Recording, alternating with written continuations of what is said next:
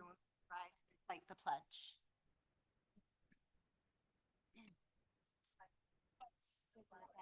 The United States of America, and to the republic for which it stands, one nation, under God, indivisible, with liberty and justice for all. I will now announce the general election results. Congratulations, Miss Alice Rudy with 757 votes and Mr. Jerry Gross with 866 votes. Miss Rudy, would you please rise so I can give you your oath of office? And raise your right hand, please. I, Alice Rudy, do solemnly swear or affirm that I will support the Constitution of the United States, the Constitution of the State of Michigan, the City Charter and Code of Ordinances of the City of Cedar Springs, and that I will faithfully discharge the duties of City Council member to the best of my abilities. Bring this down for you to sign.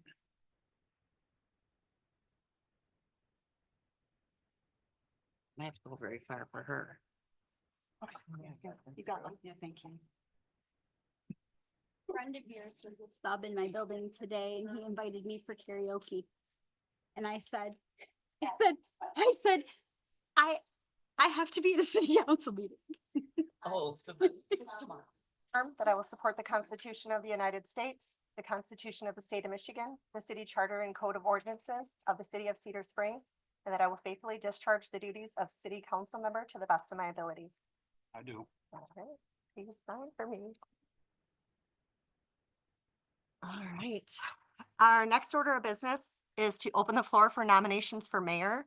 Just as a reminder, we do not need seconds for nominations. I will go ahead and open the floor for that now. Are there any nominations for mayor? Nominate Lisa Atchison to be the mayor. Anyone else?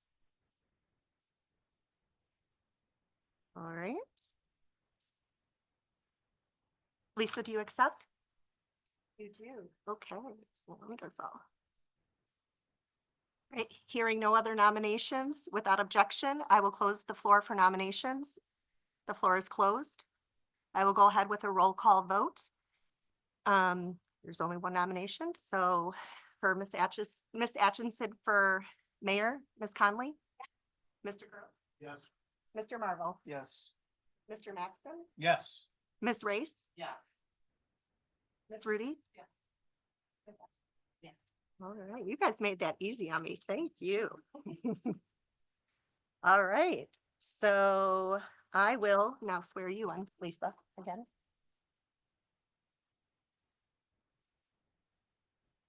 I, Lisa Atchison, do solemnly swear or affirm that I will support the Constitution of the United States, the Constitution of the State of Michigan, the City Charter and Code of Ordinances for the City of Cedar Springs, and that I will faithfully discharge the duties of mayor to the best of my abilities.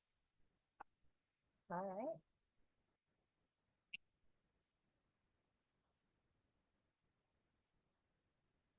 All right. Easy peasy.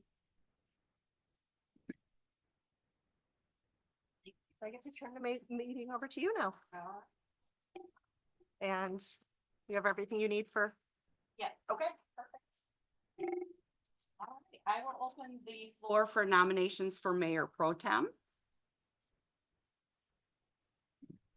I will make a nomination for Mrs. Race to be Mayor Pro Tem. Any other nominations?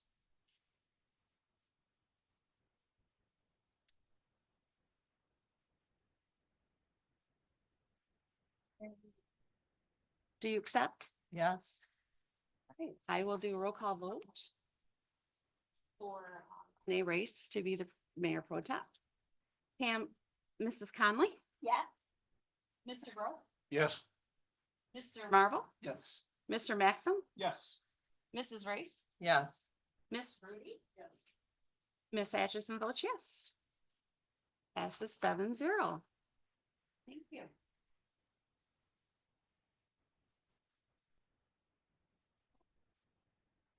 We are on to public comments. The council welcomes and encourages the public to speak during the public comment and public hearing portion of the agenda. However, council policy is to hear the public comment, not to act on the public comment at this time. Concerns brought before the council during the public comment portion of the agenda will be referred to the city manager for action. If after communicating with the city manager, no resolution is reached, the concern will be elevated to the mayor and then eventually to the council for action. Those citizens wishing to speak on agenda and non-agenda items will be allowed a maximum of 4 minutes each to address their concerns. This is the only time during the council meeting that citizens are allowed to address the council. Please state your name and address for the record if you would like a response. Anybody want to address the council? Is there anybody online? Okay. All right. I guess we're gonna move on then. No, so I guess we're moving on to Bill LaRose. He's gonna give us a DPW presentation. And we've been waiting for this. So excited. First, hello, council members, welcome. The rest of you, hello, I haven't seen you in a while. So I was asked to come in and give a brief overview of our water system. Glad to do it, glad to come in anytime and talk to you. I'll give you a brief overview and then I'll hit on some key points, interesting facts. And then if you have any questions, I'm glad to answer. I'll start it. For groundwater. So water is drawn on the ground. Enters the well house. We're also limited treatment, which means we don't have a treatment plant. So in the well house, we had 3 chemicals: chlorine for disinfection, fluoride for teeth and bones, and phosphate to keep the iron down. After that, water enters the system, travels anywhere there is demand, and then into the water tower. Fills the water tower to a predetermined level, shuts the well off. Then the water bursts out of the tower and then flows out into anywhere there's demand in the system, hits a predetermined low level, well starts. Our wells alternate, so the one well doesn't run all the time, they alternate through the wells. We have 2 wells right now, 3rd one under construction. We'll have consumers in to put power in, last I heard, November 29th. So end of this month, we could see that well up and running mid-December, as long as everything goes good. With that being said, pretty much basic overview. I'll go into some interesting facts. As I said, 3 wells total, 2 running, 1 will be running shortly. Someone is in the wells 7 days a week. See what's going on, make sure everything's okay, do samples. The water's tested in the wells in the end. All test results are sent to Eagle. So what that means is everything we test for, the results get sent to Eagle. They see them.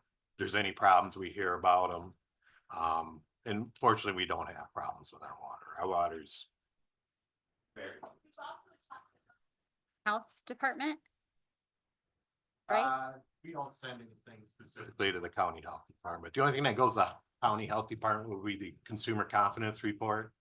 Okay, that must be what Yeah. that's like twice a year, once a year. Here. That's like a bonus test, right? It lists all the tests for the year. Let's let him finish this presentation and then if we have questions, we'll do them at the end. Please. Well, 4, the oldest of the wells was constructed in 1964. Well 5, 2001, and then well 6 is a new well, which is 24-25. Our pumping average, about 600,000 gallons a day. That can be higher, that can be lower. Fires, we've seen that go up 900,000, 1 million gallons in a day.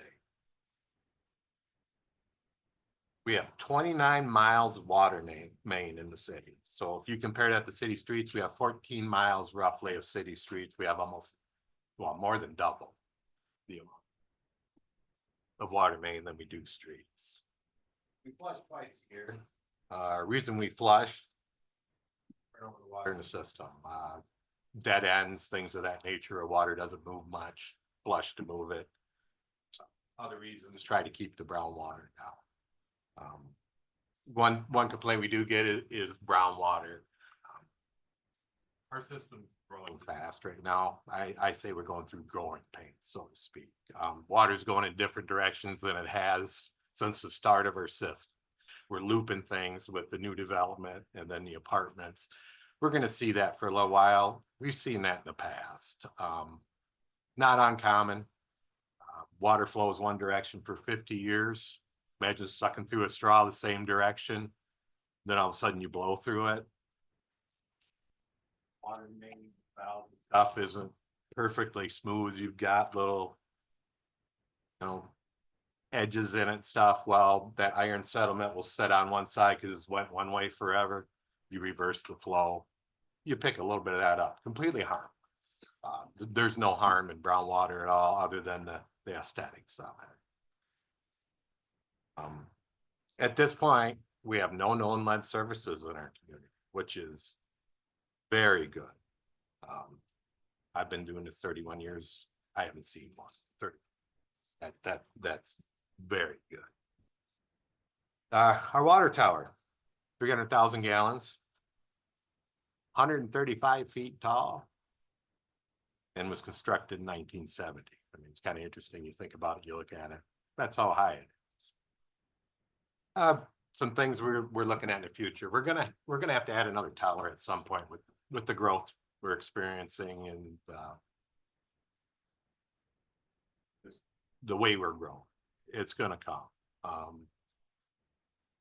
We need to replace our aging infrastructure, older parts of town that have been there for a while. We're working on that with our Ash Street project. Like to see that continue as much as possible. That affects water tower infrastructure, and the older infrastructure affects our ability to grow over time.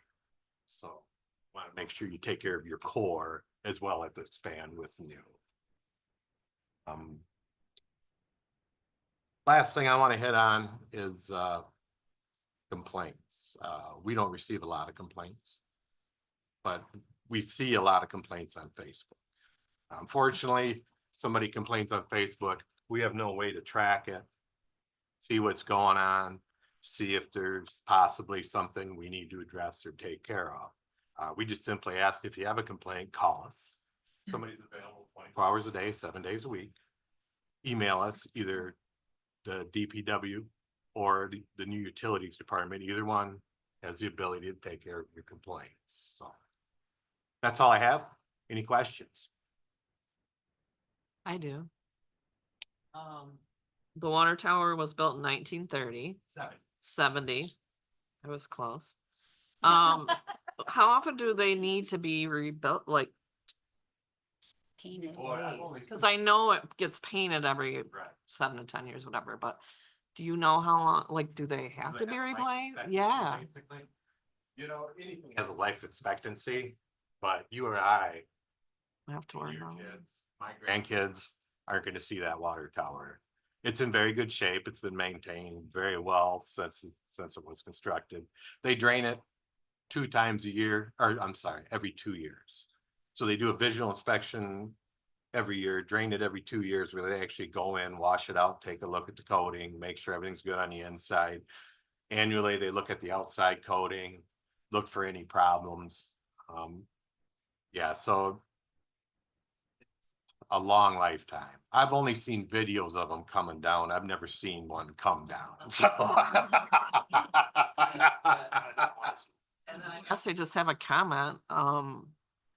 Recently we noticed that we were having a lot of brown water ourselves, and we actually flushed our hot water heater, and that completely dissolved all the dark. So maybe that's something people need to know and know how to do.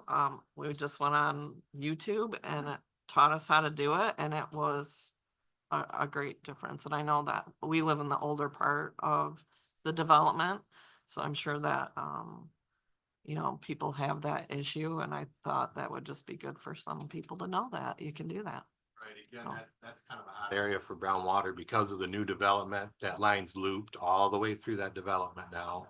So things are flowing a little different.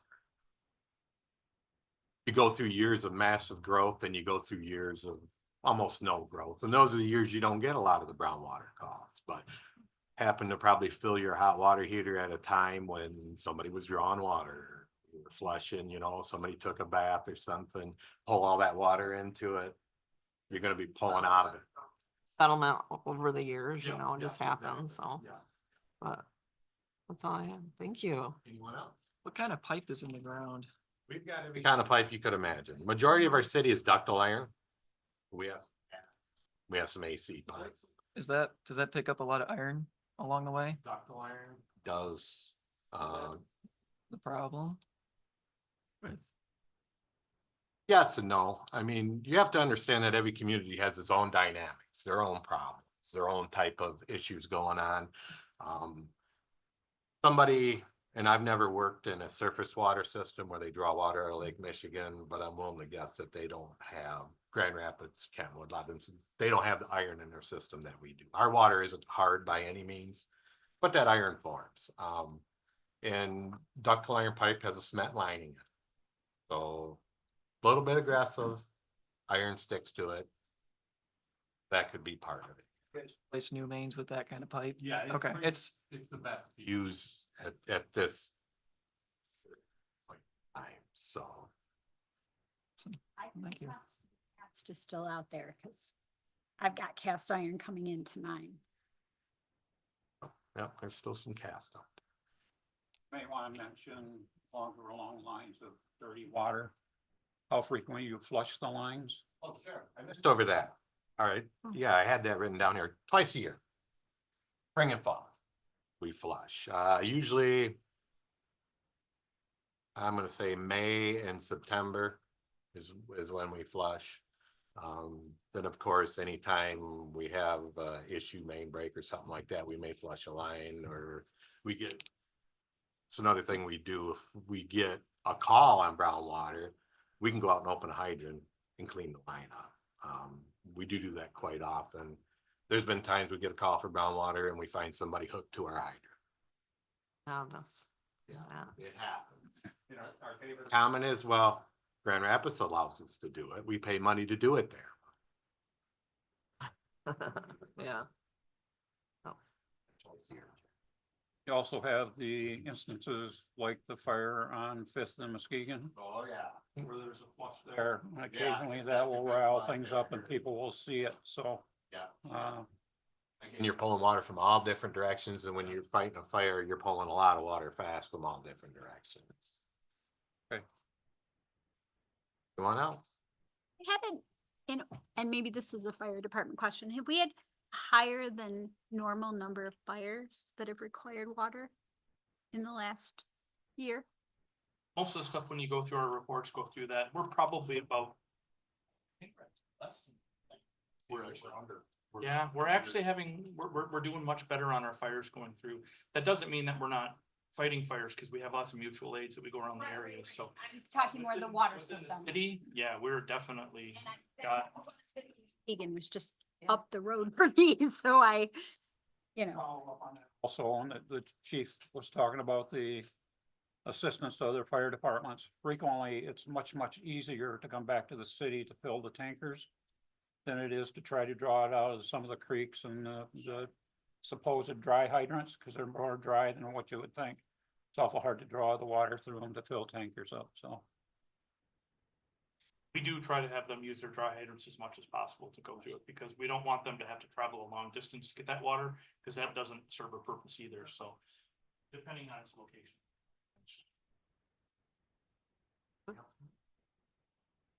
Oh, thank you very much for the presentation. Great job. Thank And you thanks so a lot much. for all you do. You are welcome. Come anytime and not just to give a report. Yeah. Okay. I thought people like to see time.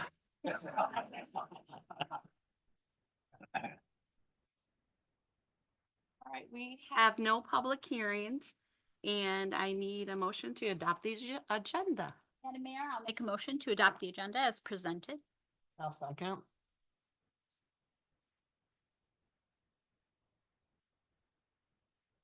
I don't think I don't have to do roll call on that, do I?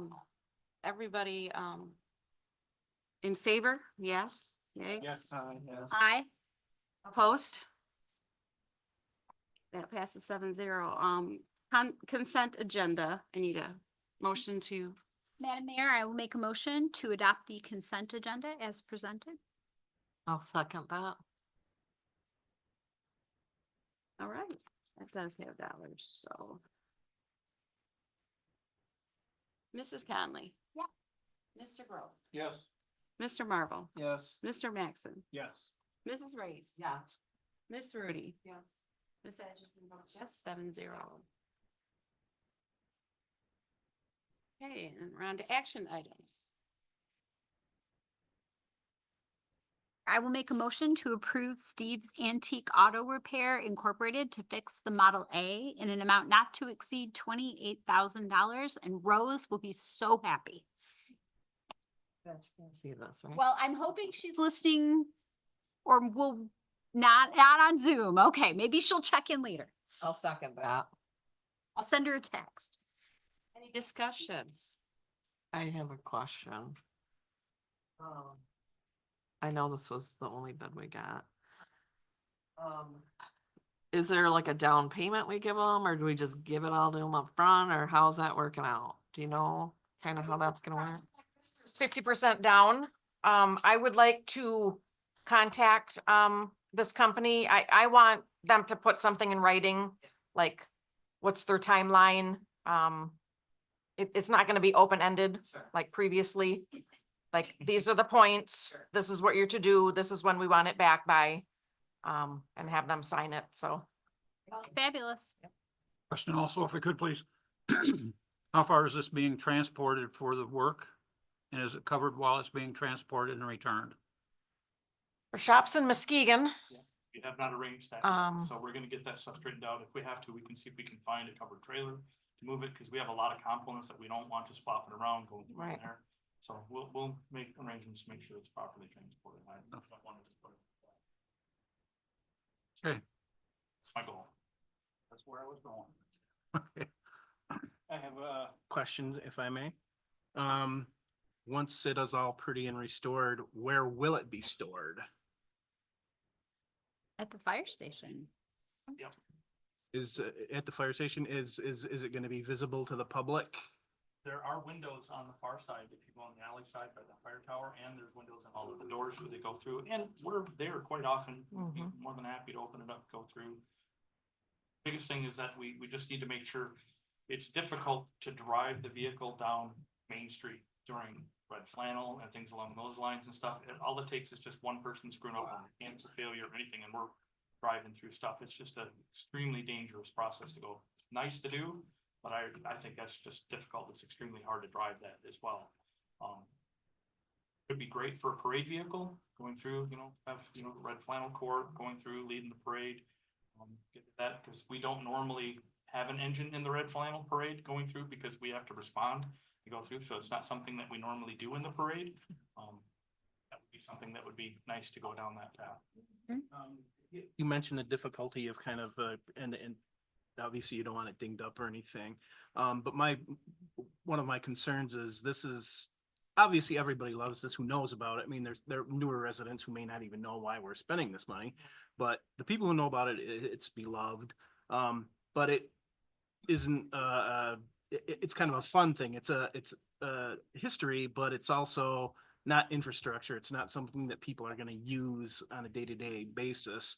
So I want to know if there are provisions to help it promote the city. Like Red Flannel Parade is perfect. Are we going to take it to car shows? Are we going to any other events, the football games, anything like that, where the public can actually see it and appreciate it? That is something we can always talk about going through, get to that point, as long as, like I said, as a parade vehicle, doesn't necessarily mean it's only for red flannel.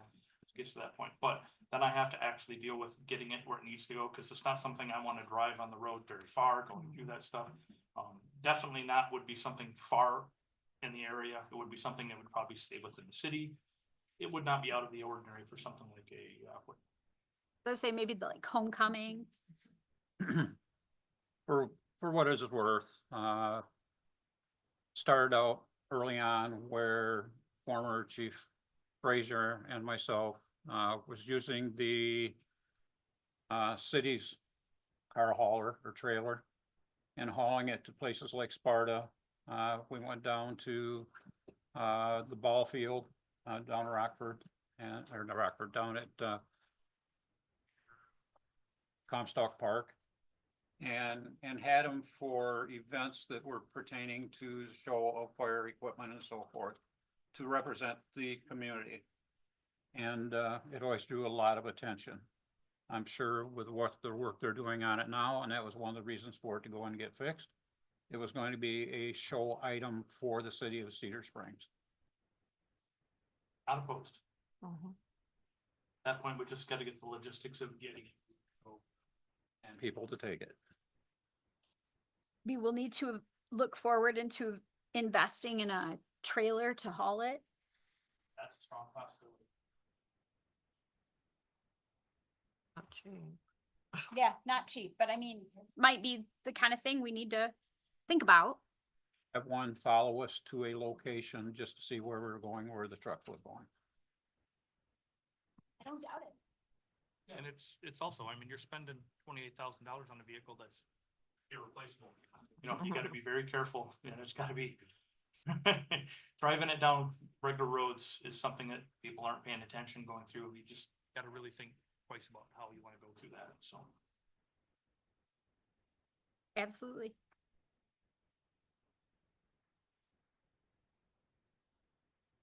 Any other questions? All right. Mrs. Conley, Yes. Mr. Gross, Yes. Mr. Marvel, Yes. Mr. Maxon, Yes. Mrs. Rice, Yes. Ms. Reed. Yes. Ms. Atchison votes yes, passes 7-0. I need a motion to approve the purchase of a new fire truck from Spencer Manufacturing in an amount not to exceed $897,961. I will make that motion, Madam Mayor. I will second it. Mrs. Falcon, would you like to? So a little bit of history on this one and maybe Troy or somebody can speak after me. So I started here in 2016 and like one of the first things the fire chief came to me and said, we need to start putting money away for a fire truck. We're gonna get some money from Kent County Fire Commission, but a lot of it's gonna fall on the city. You know, at that time, that was 8 years ago. We started putting away $40,000 to $50,000 a year. We have that built up to almost 300,000. We're gonna get 212,000 from Kent County Fire Commission. But that's a little ways off from 897,000. Once approved, we still have 2 fiscal years before we actually get the truck. So we have time to, secure additional funding. You know, basically earmark more, put more away in the capital improvements, fund for this truck. I sat in on a couple initial meetings with this, but I wasn't involved in the details of it, not like Troy and Steve were with Kent County. So any details with the truck, I'll refer to them. Mr. Dutlow, do you have anything to add? Yes, I know it's quite the amount going through. The biggest thing as we're going through, trying to get into this, we're trying to use Kent County's system they go through, which is a really good system to go through. They pay for the maintenance for the trucks for all of the 15 years that they have it, which is probably one of the biggest costs that you have beyond buying the truck going through. If you have pump issues, if you have any rust issues, you have any painting issues, to go. Matter of fact, with one of the trucks that Jerry had purchased in 2009, we went through and just had the truck gone through by Kent County before we go and purchase the truck to get to this point, and we spent almost $18,000 just in repairs. We had some rust that was developing and all of the footwells to go through, and at the time, we tried to use steel trucks to try to keep the costs from going down, and it was pretty substantial. There was a lot of stuff. That's one of the reasons that this truck that we're going through is basically on an aluminum cab. So corrosion would be a lot bigger issue. We've done a lot of changes as far as doors go to make sure that the pump panels aren't exposed to the atmosphere going through to get issues with that.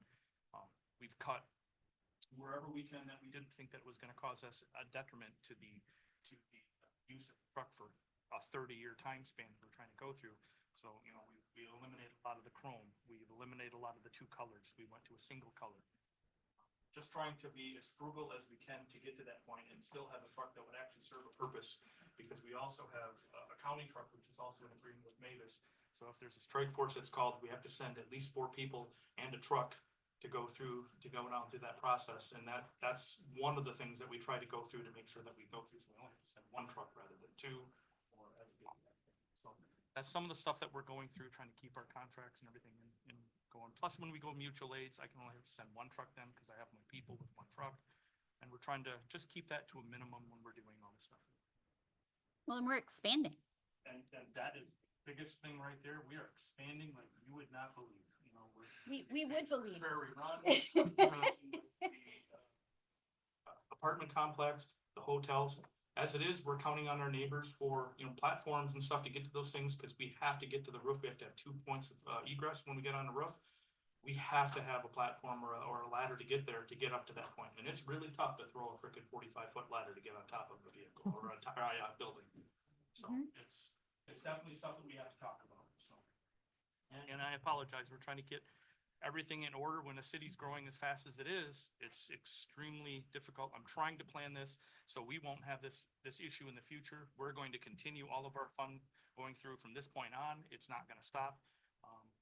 We are Well, putting budgets around to make sure we cover as much as we can. I can remember in a time before Darla, when we weren't even putting that 50,000, 60,000 a year ahead.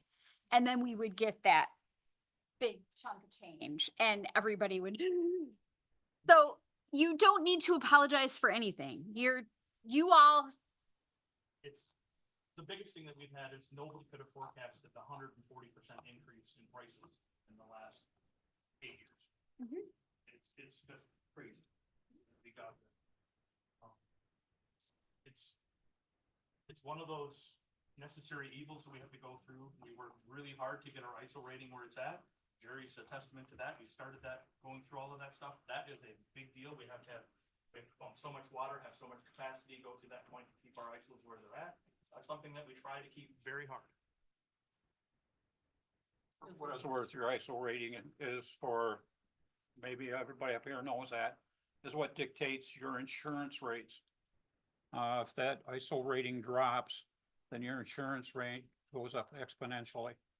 So it's a critical point with the fire department to maintain that ISO rating. really big deal, the insurance for businesses, when you're trying to attract new businesses. It isn't just residences, you're right, and the business owners here, manufacturers. I did have the opportunity to review what he presented. I did have some questions as to whether there was even enough on it. I had a chance to talk to Steve briefly prior to the meeting, found out that some of the things that I was questioning have been addressed in other ways and means, as far as a generator, the lack of a foam system on this one. We still have it on the other system, which was a chore to get when I went for that. It's necessary to have, but not frequently used. Has worked out for us in the past. I don't know if you've had to use it recently or not, but it is something that is worthwhile having. I when I initially looked at the truck and what I saw, like I said, I thought it was underrated for what I felt we needed for the future. I personally believe, and I had mentioned too before in the past here, while I was up here to the chief, the prices have just gone out of sight.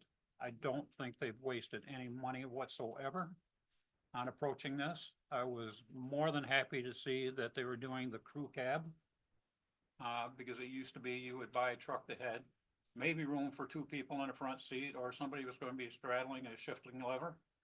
And it's very, very important to keep everybody in those trucks safe also. And I think they've addressed that and given enough people to respond to a fire anywhere. I'd mentioned before that I'm getting on a lecture here, but it's because I've looked at it all. The regulations themselves require 2 people in, 2 people out, an engineer and a command person. They can nearly accomplish that with this one truck. That's sort of a big deal. Not just sorta. It's basically what NFPA standards is calling for. We unfortunately, a lot of times, lack of members, which this is a recruitment tool here, are running without the required number of members, and you have to depend on other departments to get enough people there to be able to man a fire as it should be. So, but, I'm gonna speak out and tell you, I think it's well worth it. I did notice that the chrome wasn't there because, the chrome that we have on the other truck was given to me. I had mentioned before that when I started presenting it, I think some board members were feeling guilty. They started adding things on. And, we ended up with the one truck that had a lot more dressing on it than we normally would have had, so. And it's still a beautiful. You've taken good care of it, guys, so. So is this, just an additional, is it different than the one that you have now? Besides, obviously, there's a lot of other things, but does it have, is it a, I don't know, if it's, It's a very similar truck. It's a similar style truck. The biggest differences that you have between the two is we have 6 seats in the, Hurion or the 8, engine 8, where we have 5 in this one, just trying to keep our stuff a little more room, because we noticed that in the engine 8, it's real tight when you get 6 people in there, 4 people in the back, trying to get, dressed with seatbelts on and stuff. It's really tight. So we tried to expand that a little bit just for safety, because, we have to have our seatbelts on as well, just like anybody else does. And it's difficult to get your bunker gear and your pack on and everything while you still have your seatbelts on. okay. So it gives you a little more room. One, if I may. Yep. This one's gonna have the larger appearance. The Furion was basically a small model, and it was one that was being discontinued at the time, and the price was right. But the need for the additional personnel in there, and when it came with it, there's 2 of the seats in there that'll fold up and fold down. But if you try to fill them all, it is just way too tight, so, okay. It's about the same size. It's a little bit longer in the nose. The cab itself, I think, is The it's same. basically about the same thing. It's 30, I- 60 inches from wheelbase to the back of I the know cab. that was a thing when we bought the last one, because we still had the old fire station and it didn't fit, which was sort of a problem. When we built the station, they did a good job. They built it for a 50-year station. We actually have room in that station for a platform if we needed to. So that was the whole purpose. of it. I remember having done the Q&A on that one. Thank you. But there's not existing room for this new truck. We have to get rid of something before we get this truck. Yeah, okay, Or at the time. Right. yeah. Okay, thank you. 700 days. Yes. Yeah. Well, and if we sell it, then that money can go towards, right? I mean, How much you'll get. Like I said, it's 90 Couple dollars. I think it's a 93. 93. Yeah, it's a 93. So Do you have any idea what we're gonna have to pay off to the county to get it? it's around 26 to 28,000. Okay, We'll get that all finalized. right. Just again, so you know, there will be an expense to purchase that one that we purchased through the county. And they use that as a reimbursement to build into buying trucks for the other departments along the line, And so. that's already budgeted. We have Right. that money set aside. and So- rotation is 15 years? 15-year rotation, depending on how many other departments they've added. Right now, I think we're on 17. But we'll be at 17. Yeah, by the but time probably we be about finish. 17 years as they go through it. So it goes through rotation. It's a great program. Yeah, It not gives us the buying power to do like the big cities to go through, be able to get truck, because they know that they're gonna have at least 1 or maybe 2 trucks per year. So that gives that process going through. And just to like, for people who don't know I mean, part of our board is new. So what we have is, we're part of the Kent County Fire Commission where they go through, we contribute yearly, a small fund as we go through every year. Every department that's a member of the commission actually puts money into the budget. So it goes through, and as they sell off each vehicle, they go through, they pay off that amount. Like I said, it's a small amount. I think it's 212,000 is gonna contribute for our contribution. So it goes up every year, about 2,000 to 3,000 as they go through that process. So, but I suspect because of the shocking influx of prices and stuff, that may change a little bit, which I've already prepared for in next year's budget or this year's budget already to make sure we're covered. So we'll see. So we might have a little extra that we get to that. We can get very creative on that stuff when we're going through, so. Good, thank you. Thank you for all your work on this. It's a big deal. Like, it's a big deal. And it's that, I mean, I saw the giant fire 4 houses away from me, and you all kept it from catching, and that was a intense fire. And you all keep us safe when our houses are really tight together. So it's a big deal. A lot of work. There's a lot of budgets that go through the quotes. It's a significant stack. My DC, Steve Shipper, has been spending a lot of time reading quotes and budgets and all sorts of stuff for a long time. So he's been pretty much instrumental dealing with a lot of this stuff. The opportunity to review that a little bit with him, and if the board's accepting, I'd like to have Steve come up and give you some of the comparisons as far as pricing, if you're willing to do it, Steve. Yeah, absolutely. Okay. So first of all, I want to say that the county got 3 bids on this truck. They were within 1% of each other.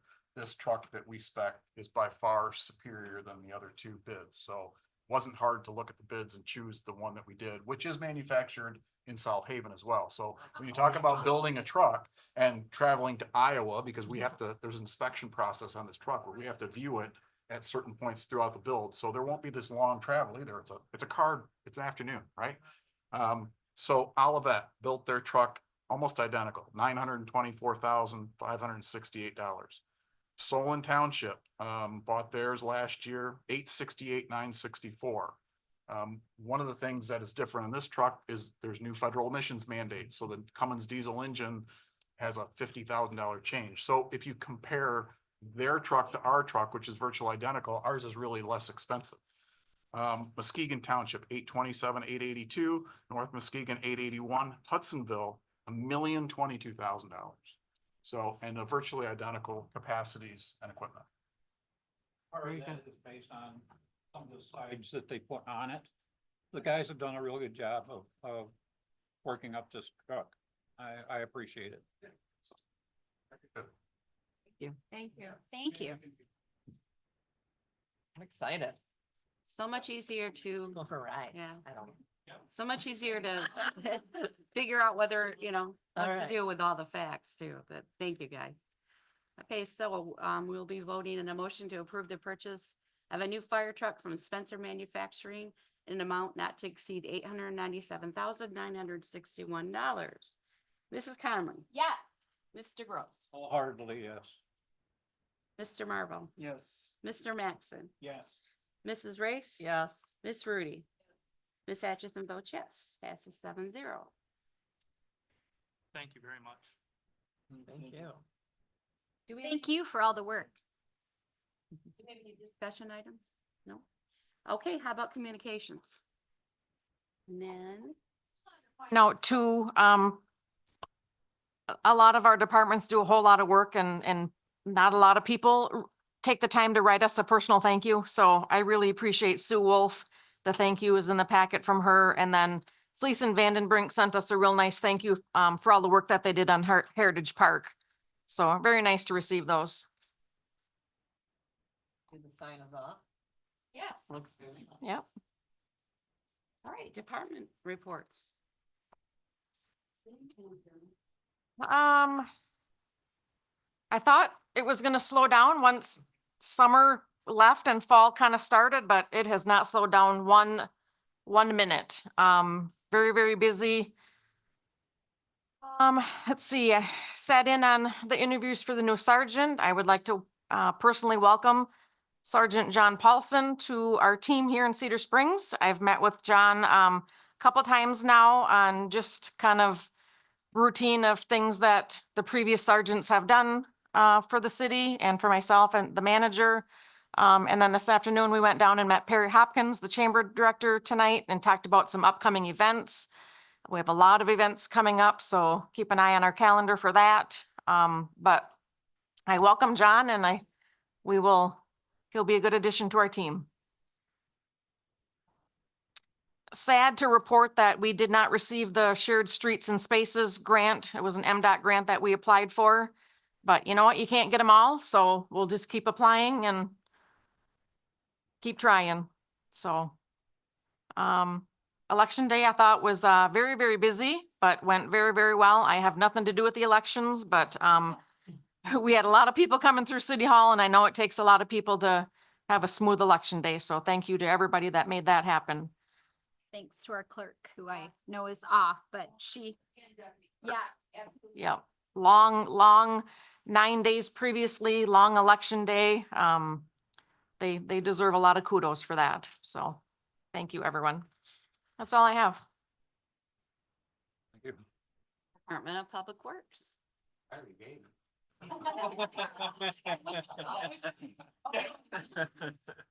Anything to add? Yeah. Lead back is blinded down finally.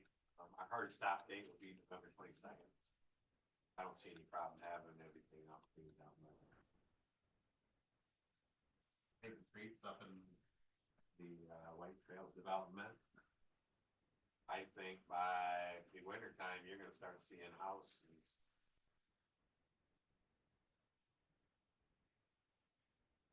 Everything's going smooth in the department. They're going up fast. So those houses are going up fast. Are they I going thought you said fast? I was growing up fast. Finally.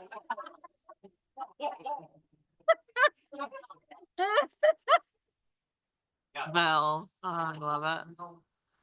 I think there's only like 4 lots left at a guess. Out of the last. Phase.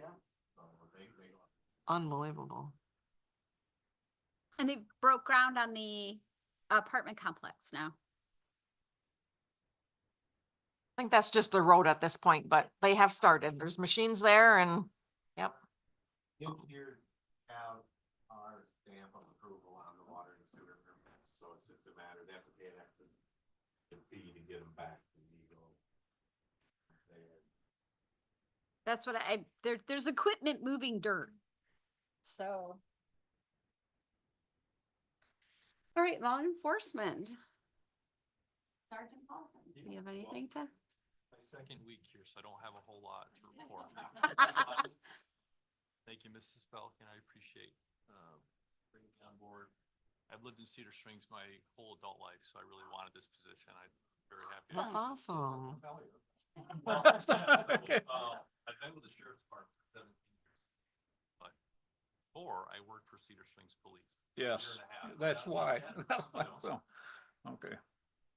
Very cool. You're home Yeah, now. well, welcome. Very good. Do you have any numbers on that were left for you? You weren't here, but on the Spooktacular? Oh, I do. I personally don't. I didn't know if he left any for you, because it was hopping.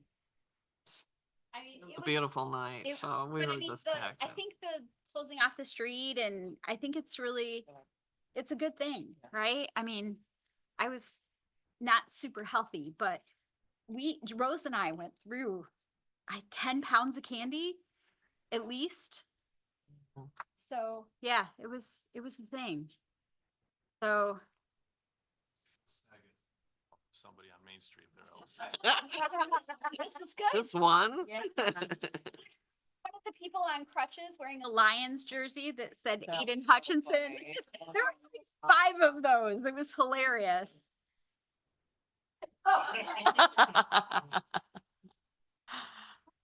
Our department. Chief Detloff. Have our report. It's been a very busy month for the schools, football, track, you name it, cheerleading, everything's gone through. Just about everything that we could possibly think of. Band, we've gone through. Thankfully, we're actually about a 1% decrease from probably last year overall for calls, which is good, like to stay down there as much as possible. Other than that, pretty mild, normal fall. If you have any questions, I'm more than happy to help. For you, chief, Yep. you brought up the fact that you have the 145-foot ladder. We still only have one, what? We still only have one, and I don't even know if that's Just- that's the only one we have on the truck. That's the one we had. Oh, it's not even on the truck, it's actually off to the side, we'd have to grab it and locate it. It wasn't always on a truck, so, just as a reminder to the board, based on the NFPA standards for any ingress or egress to a location, has to have two means. If we had something on top of the former Wolverine building, what is it now? Display pack. We have one ladder. You'd be sending these men up there at risk. Of course, they're gonna see it as a risk anyway. That's a long way up on a ladder, but it's things they will do. So somewhere along the line, we're gonna have to address that and make sure there's a second one available. There was some comments made by a former manager that there are mutual aid areas of. The meantime, while you've got the new apartments with somebody out on the balcony, you're gonna say, well, wait, we got somebody coming. And if there's a fire out there, that does not set well with me. They will, if they have to, run a ladder up there and go after them. And if something was to happen to that ladder, now we have no other means for them to get up there. Now we have firefighters caught up there also. It's some, 45. I mean, like, do we need to buy another one? That process of going through, we always try to go through and evaluate that. The biggest problem is finding someplace to put a 45-foot ladder. and that is the problem. That is a So, problem. 45-foot ladder, let's buy a 45-foot ladder. the situation would have to be such that they would know, based on where the call is, the likelihood or possibility of needing it. And they're gonna have to manage to get them on a truck to take them up there. It's just the point we don't have. And just sit and wait for somebody to come in with a platform or an aerial or whatever, or another 45-foot ladder is not always So the ones, so, cause I don't really know, but there's a fire engine and it's got like a ladder that does this. Is that something totally different than what? No, That's what it well, is? Well, Rockford has one, but it's in pretty rough shape. I know Chief Tenant has been working on trying to get that replaced as we're going through. So that's probably priority number one on his list, because he's got a whole downtown that he's got to get to all his top letters. So it's definitely a priority, and it's gonna be something that's gonna have to be addressed eventually as we get to that point. But we just have to be understanding. We'll find ways to get to where we need to get, and it's just something we have to try to plan for as best as possible. At this point in time, I'm not pointing out the fact that we need a ladder truck or an aerial. It's just the idea that somewhere along the line here, if we continue, need to be. We will, yeah. I had that conversation about 500 times when we were building the station. I don't know if you, Saw a motion of money over here from Steve. That means he's gonna buy it for us. You can't. Mike, so, okay, so it's just, it's, they're super oh my expensive. God. And that was, Ladder itself is gonna be probably the only thing we will have. And, yeah, 45-foot ladder. that's not the problem. I agree. That's that we will add more stuff to go through that. Have to be addressed. We may have to put wheels on a trailer hitch, and tow them there. I don't know, but whatever it is, it's something in the future that's gonna have to be addressed. Hopefully, we never need one. So the big issue is stuff like Holiday Inn Express.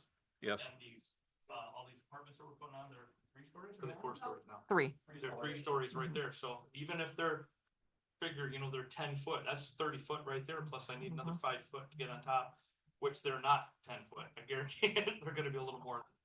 So it's definitely stuff we have to pay attention. Okay. And Just- we're working on that plan. I'm trying to get through that. And that's one of the things that we're starting to go through is I want to get a 5-year plan, a 10-year plan, and then a 20-year plan. So we have all of the stuff picked out. So we don't have to go through and say, oh, I'm short. I don't want to do that anymore. part of our master plan when we're talking about the master plan? Cause I don't feel like this is a piece of that, and maybe it needs to be. It's something that we should talk about, yes. Well, but we're doing our master plan in like, I don't know, a couple. Of a CIP plan for the fire department. I didn't know if we needed to include an aerial slash ladder truck as part of our master plan because they are $2 million. And because we are looking at this expansion through the 425 of like multiple buildings that are multiple stories. Master plan is more land use, zoning regulations, that kind of stuff. A strategic plan or a capital improvement plan would be equipment, vehicles.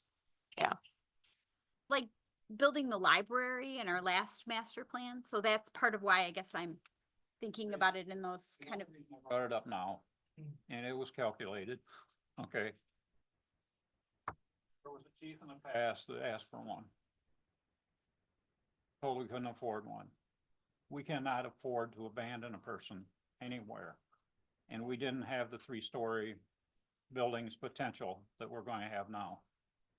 So, I just believe that somewhere in the near future, within a year or two, and once the apartments get out there, it's something that has to be looked at, be even made available, so we will have it. I'm not proposing we get them and mount them next to each of the tall buildings. It's just something we have to get with it, so. Build it right along the side. Not our, Fire escapes. may very well. Anyway, I got you off from where we were going, but, so, Slide down. Slide down, you know. Well, this, that was a paid advi- I appreciate it. advisory, so. Yeah.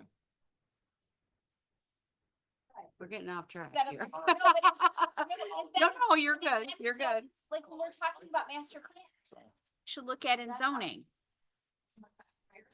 Fire escape. Building and zoning. That would be a zoning ordinance. Okay. Has to be part of a building design, so. And I'm not talking about on the one that we've already approved. I'm saying like going forward, would that be the kind of thing? If we're saying if it's gonna be 3 stories or higher, they have fire escapes. I don't know, like, I'm not an engineer. Like, I'm a history and comms teacher. I can tell you about the Triangle Shirtwaist Fire if it's helpful. Well, Do you have anything to report? Yes, that's good. Now for this election, for the Just state a minute, election. they're trying to hand you a microphone.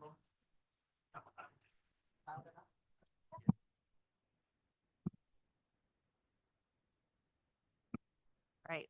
So yeah, the total turnout, we have 2,776 voters in the city of Cedar Springs. 1,732 people showed up to vote, which is 62.39%. And that was all of the voting, early voting, AV voting, and election day voting. Yeah, it's good. We had 94.86 of our AV ballots turned back in. That's a incredibly high number of AV ballots returned. And we had 536 people show up during early voting. So our numbers were pretty good. We were happy to see how many people showed up for this election. And like Darla said, we were super busy on election day, even with having the 9 days of early voting. We had a steady stream of people coming in here. How does that relate to like the last presidential election or the presidential election before, the gubernatorial election? The election, there were 61% turnout for that one. And the 2016 election, 55.29. So steadily increasing. Yeah, the most. Thing. That's a thing, right? So right now, we're just waiting to find out if we're gonna be chosen to be audited. So never really know. It's a random selection. So if that happens, then that'll add more to our end of the year stuff. And that's pretty much what we're working on right now, is just wrapping up from the election and wrapping up end of year. So hoping we don't get audited and have more work added to our plates.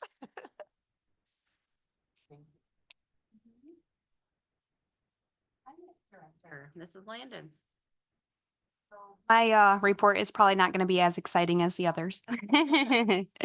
I did finish all the required annual reports for the previous fiscal year end. Those are reports that are required by the state, so those are all in the packet for your review. So it was good timing to knock those out because I'll be sending out the winter tax bills at the end of the month. So I'll spend a lot of time next week preparing for that and then getting them sent out the following week. So we'll be back in full swing with tax collections again. Anything on code enforcement or building inspection? Well, if you see in your package tonight, I did include 2 building inspection reports.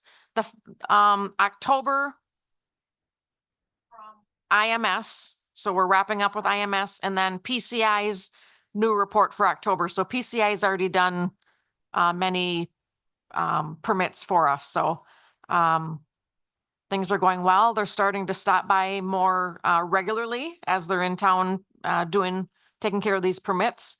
Very happy with PCI. Like they didn't bring us a stack of, this stuff this high that we have to manually enter. It was just an export and an import from their system into our assessing system. So that is much more efficient. Very, very happy with that. Good. Council comments. Let's start with Mr. Gross. I appreciate everything that every one of our departments do. There's so many things that are attached to them that people never see. There's oftentimes some complaints, but they don't like it was said, they don't always come up front and do it. It's like snipers. They sit in the background and take a shot at you, but they aren't willing to come in here and talk to you about what the problem may be or find out what the resolution or if there is really a problem. So, unfortunately, for people like that, I would really like to see people, if they have a concern, come in and talk to the department or to the office about what their problem is.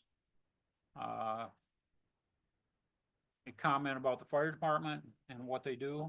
Of course, you all know that I have a heart for it, but you got to remember, these are the people that when they hear there's a fire, throw on their clothes and run to it as everybody else is running away from it. And it's a dangerous, and we need to take care of them with the best equipment we can possibly take care of them with. So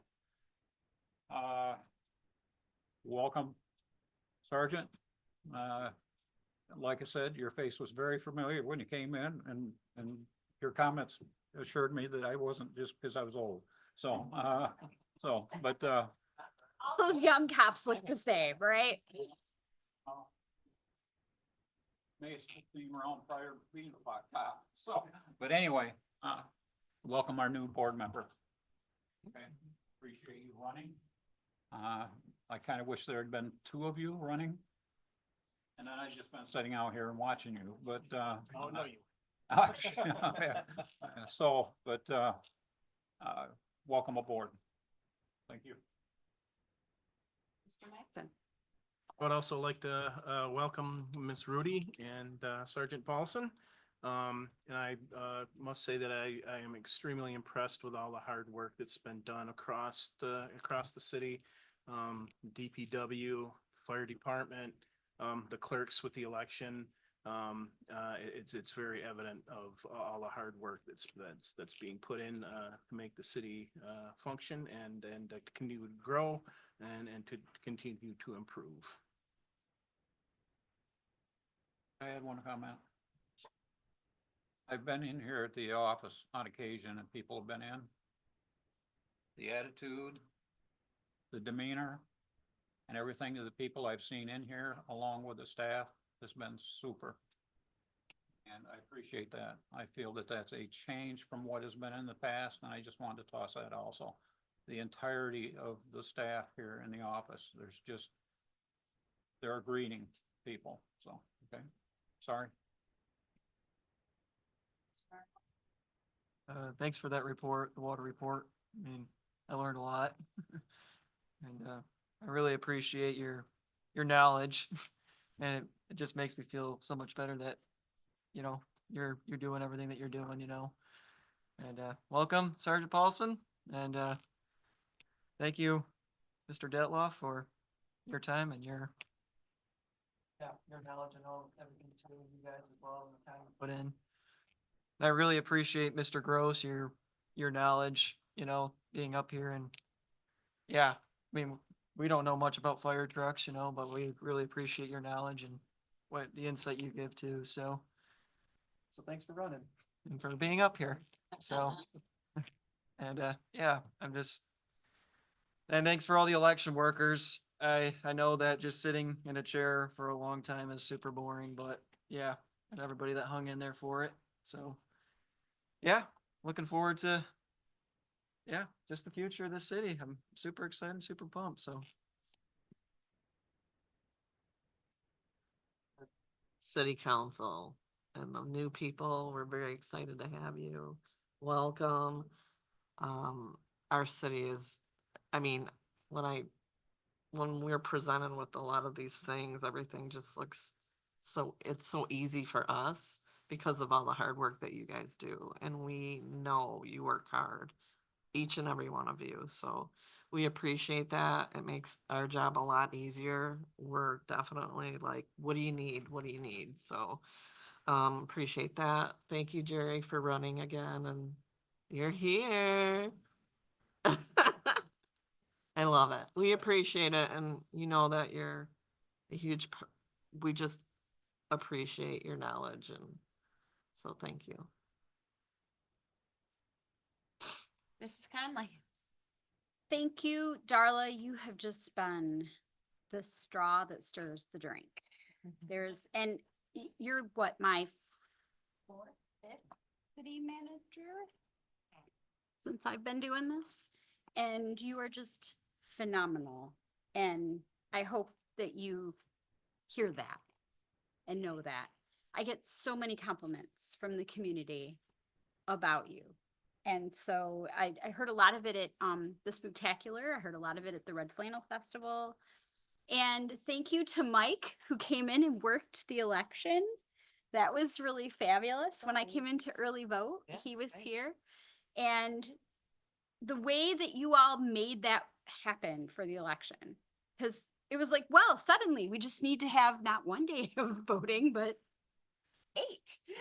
So, but you made it. You just made it happen. 10. Sorry, just kidding. 10 days. And you just made it happen. Right. And it wasn't like you were just sitting here, because I came in on the first day of in-person voting and there was like a line coming in. I was astounded. So that's really exciting to me. And we are exploding on all of our sides. We're getting ready to have this master plan conversation about where we're heading. And we're going to have a lot of stuff we got to talk about. And I really appreciate all of the expertise that our water people and our city manager, and because we're going to probably have to have a second election precinct. Am I right? They increased the number to 5,000. Oh, so we're good, because we were like, if we have 100 more people, we're going to have a second precinct. So, and then it was going to be, where are we going to put it? Okay, so we're good for a while, for a hot minute. All right. So, but those are the things that like people don't realize that we all have, like you all have to make happen, and you just make it happen. So that's really fabulous. And that's like the Spooktacular. Y'all just made it happen. And I would love to know some numbers, but I bet 1,000. I mean, there was a lot of people. So that's very exciting to me. And it's a place where kids can trick or treat without getting hit by a car. And that people with disabilities can easily and pretend to be Aiden Hutchinson in a wheelchair. So that was quite fabulous. And I just really appreciate all of the work that you all do to just make all these things just like magically appear. So thank you for that. And thank you to Ms. Atchison for agreeing to like steer the ship again for another year. Thanks for voting me in. I appreciate it. And thank you to our new council member and our wonderful new police officer. We're gonna miss Sergeant Probst, but you will be fabulous, I have no doubt. So that's pretty much what I got. It's been a heavy lift and y'all just make it look easy. I'd like to say thank you for giving me this time and opportunity. Jerry, I don't believe if somebody else wanted to be on the board, it would be, you'd still be here. You got more votes than I did, so I'm sure if somebody else was trying to run, you'd still get that seat. And I would like to say something to you, Sergeant Paulson. One thing I noticed that I'm so happy about, I've seen the police officers in the park and at getting with the children, with the kids and handing things out, and at the school. That's just amazing to me that you're reaching out to the kids to let them know that you're people too, and not just police officers. And so I just want to thank you for doing what you guys have been doing. I've noticed.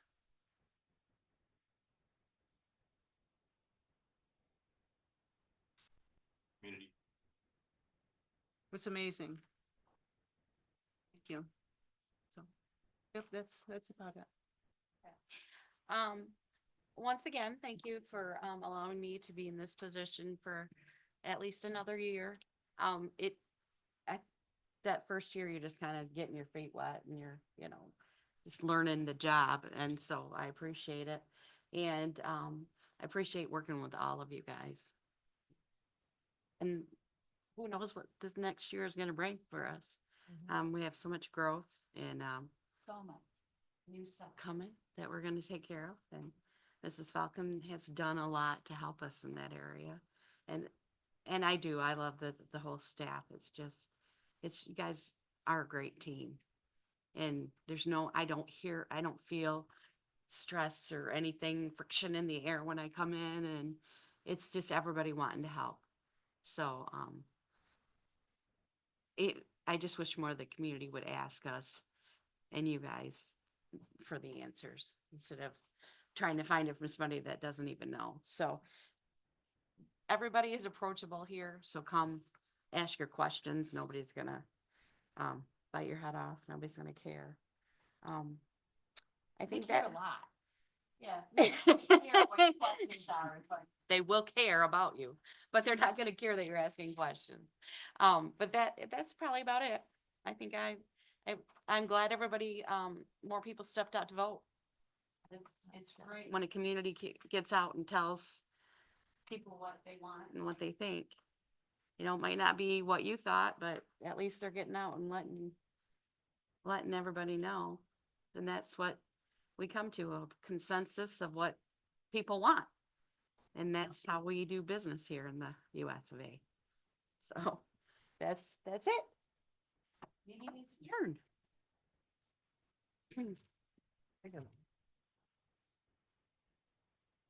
What's that? Bring it to her. Getting old, guys. Whatever. Tuesday? Did you all hand out candy down